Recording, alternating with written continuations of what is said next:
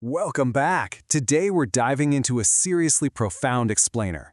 We're looking at the ancient Zoharic concept of rejoicing with Jerusalem, but we aren't just looking at it as history or poetry. No, we're going to decode this as an intricate cosmic architecture.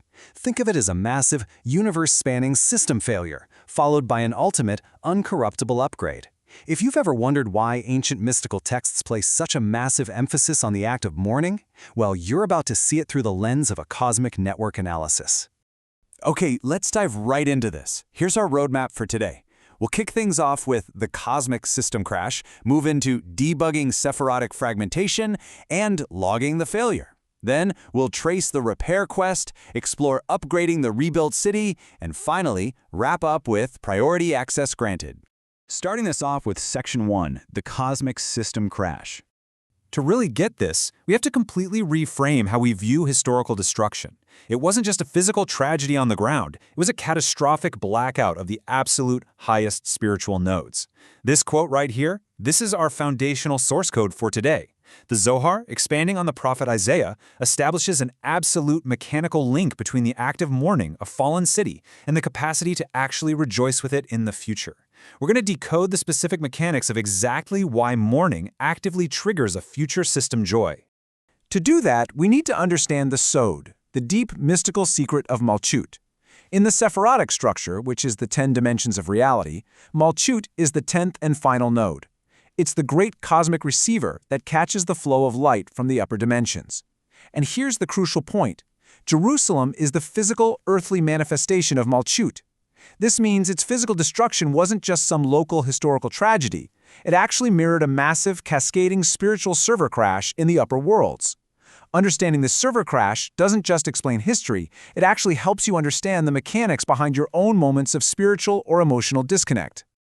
The Midrash HaNi'elam and the Zohar describe this event in what we could almost call a cinematic 4K heritage environmental collapse. Down at the physical layer, Jerusalem is in ruins, its magnificent stones just shattered. But look at the higher layers. The atmospheric layer turns incredibly heavy with grief. At the celestial layer, angels are literally weeping as the divine communication channels are entirely severed. And at the cosmic layer, the sun dims, the moon fades, and the earth trembles. It's like the main light sources of the entire universe were just choked off. Now, what's really interesting about this next part is the underlying mechanical architecture. Section 2. Debugging Sephirotic fragmentation. Here's the exact systems collapse mechanism going on beneath the hood of reality. Step 1.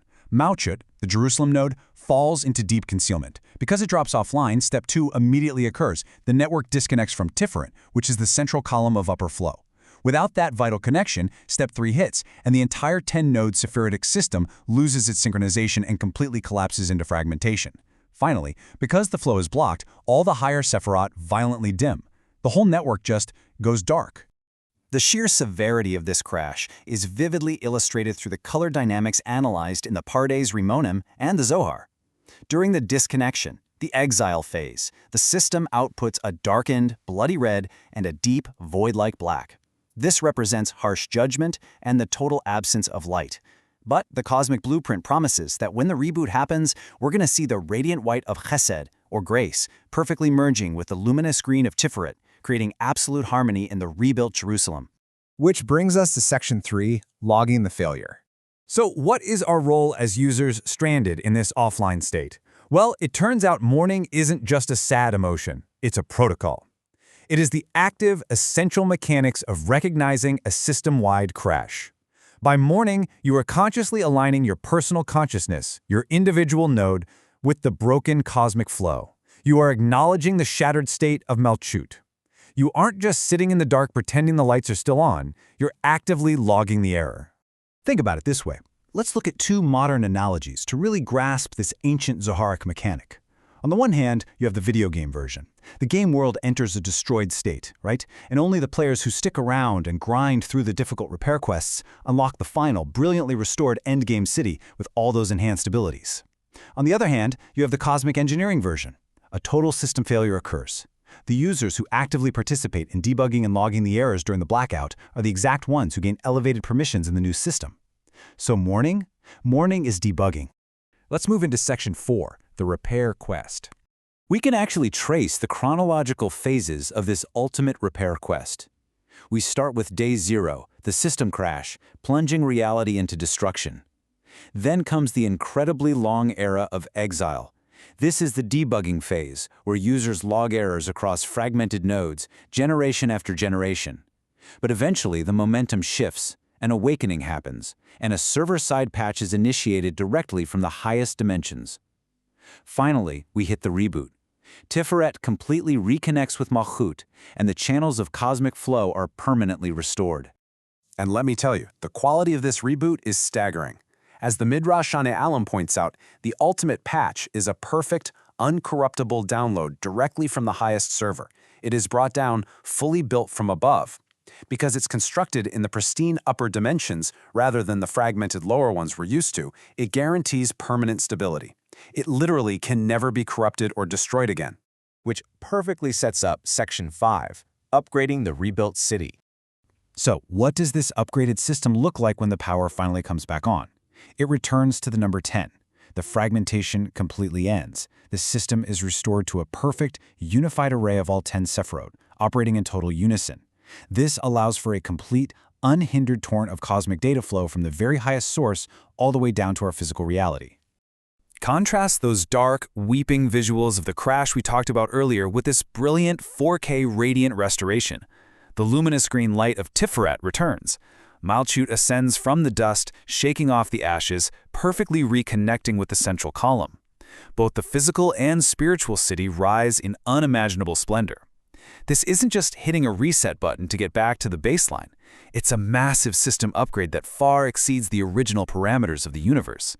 All voices across reality turn from lament to pure, unadulterated joy. And finally, Section 6, priority access granted. This brings us to the ultimate outcome for the users.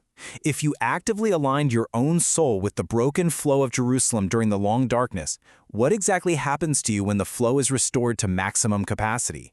The answer is, you are granted priority access.